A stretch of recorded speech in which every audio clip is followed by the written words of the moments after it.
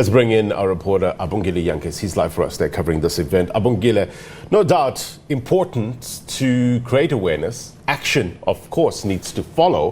What sort of measures are people talking about there that needs to be put in place in order to reduce the carnage on our roads? Well, blind visibility of law enforcement agencies on the roads, particularly during the time of the festive season, which is ahead. But it all depends on the driver, the person who will be driving that motor vehicle, whether it be a bus, public transport, whether your own vehicle. It depends on that particular individual. We're coming to you when they've just wrapped up a ceremony, a prayer for all those who died on the country's roads here on the N2 in the Kai Bridge. With me, I do have the MEC for Transport in the Eastern Cape, A very good morning to you, ma'am. We're coming to you to remember those who lost their lives on our roads today. What's the provincial plan to curb road carnages this year? Good morning to you and the viewers. Today marks the day, it's a World Remembrance Day. Let me start there. Then the Eastern Cape, as all other provinces in the continent, have joined the program. As you've indicated that this is a hotspot for crashes or accidents in our province. We are here today to do the awareness to the motor vehicle drivers, to the pedestrians, and also all the road users. That's the plan for today. We've partnered with RTIA, who is doing the educational work to the motorists. That's one issue. The second issue, as the province, we've activated our 24/2. It means we are having visible law enforcement officers, and our road safety educators have been activated to do the road safety education. It's a program in the province focusing on motorists, focusing on pedestrians, and focusing generally to citizens of the province. MEC, in August we had an accident not too far from here, quite sad one. At least 32 people lost their lives during that time. What repercussions have been taken against that bus company, DMJ, up till now? Investigation was done by National, and they were presented with the investigation report. National is engaging with that company. Of course, as the Eastern Cape, we are concerned because it's taking a long time, but we'll finally report back to the communities or to the members of our community as soon as that is being concluded. But a report was presented to us and also the national government, the National Department of Transport. Okay, another factor is the state of our roads. Going forward, I understand that there are a number of projects that are in place to ensure that we have smooth roads, to ensure that it's an effort to reduce road carnages here in the Eastern Cape. How far are the projects that are being made in terms of infrastructure when it comes to our roads here in the province?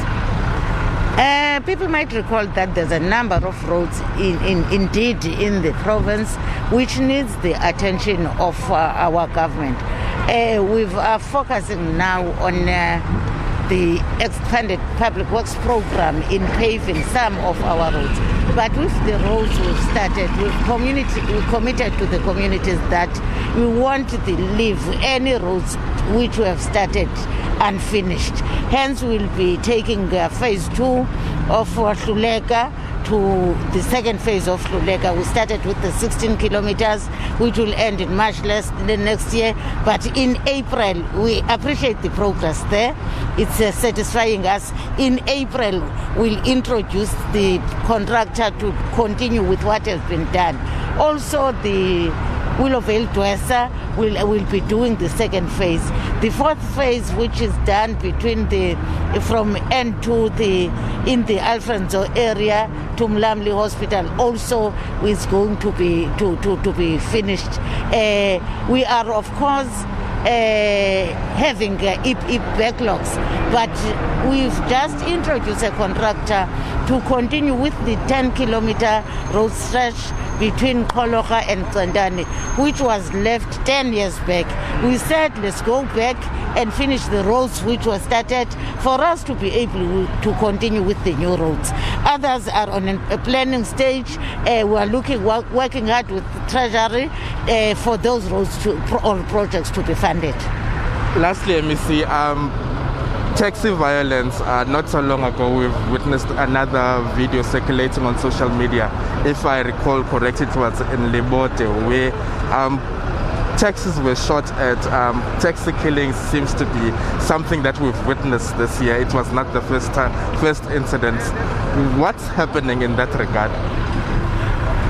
As the provincial government, we are having concern on those spontaneous incidents which are taking place rapidly across the province, not there only, but law enforcement officers are doing their work, and we are comfortable and happy with the progress they are reporting. For us, we believe that law enforcement officers must do their work, and we make people to be accountable of their wrongdoings or of their wrong deeds.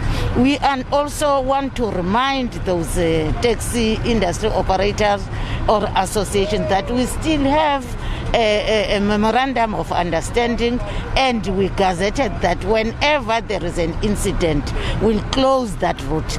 Negotiations are taking place with them, reminding them of the gazette, and we are engaging them. But what we really want is law enforcement officers to do their work. I thank you so much for your time. Thank you. Well, Blaine, that was Weziwe Tikana Kotiwe, the MEC for Transport in the Eastern Cape, saying that it's all hands on deck in preparation for the festive season ahead. And another concern that she's raising is the spate of violence in the taxi industry, saying that they are leaving that to law enforcement agencies to do their work.